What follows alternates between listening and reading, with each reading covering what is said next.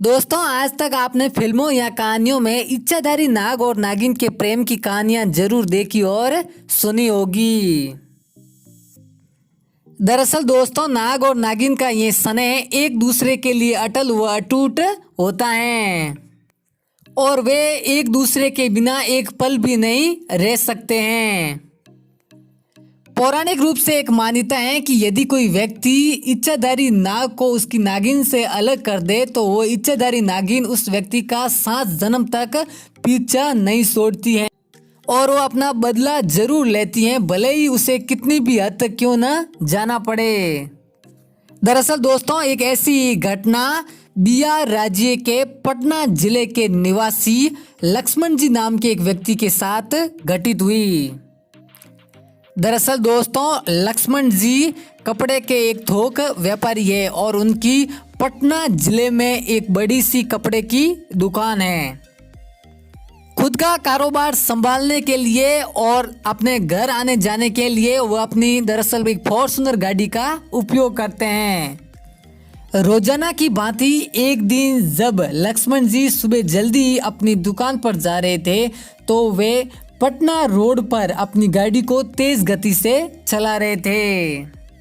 और तभी अचानक सड़क पर एक नाग आ जाता है। लेकिन लक्ष्मण जी के गाड़ी की स्पीड तेज होने के कारण जैसे जैसे उन्होंने ब्रेक लगाने की कोशिश की वैसे ही गाड़ी का अगला पहिया नाग के ऊपर से निकल चुका था और जब लक्ष्मण जी गाड़ी से नीचे उतरे तो उन्होंने देखा कि वो सांप उनकी आंखों के सामने ही तड़प तड़प कर मर चुका था और इसीलिए उन्होंने पास पड़े डंडे को उठाया और उस नाग को पास स्थित झाड़ियों में फेंक दिया और अपनी दुकान की ओर गाड़ी चलाना प्रारंभ कर दिया। लेकिन गाड़ी चलाते वक्त लक्ष्मण जी के मन में केवल उस नाग के ख्याल ही आ रहे थे और लेकिन जैसे ही उन्होंने गाड़ी चलाते वक्त पीछे की ओर देखा तो उन्होंने पाया कि एक बड़ा सा सांप तेजी से उनकी गाड़ी की पीछे की ओर आ रहा है और फिर उन्होंने अपनी गाड़ी की स्पीड तेज कर दी और जल्दी से अपनी दुकान पर पहुंच गए। लेकिन लक्ष्मण जी के मन में उस नागिन का खौफ सता रहा था, इसीलिए उन्होंने कुछ दिन के लिए अपने गांव जाने का निर्णय लिया और अगले ही दिन लक्ष्मण जी अपने गांव के लिए चले गए। लेकिन गांव पहुंचने के अगले ही दिन जब लक्ष्मण जी अपने परिवार के संग खाना खा रहे थे तभी अचानक एक इच्छाधारी नागिन उनके सामने फन फैलाकर बैठ चुकी थी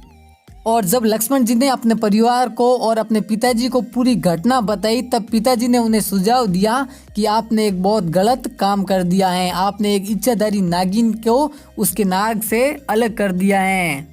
और ये नागिन तब तक आपका पीछा नहीं छोड़ेगी जब तक इसकी अंतरात्मा को शांति न मिले।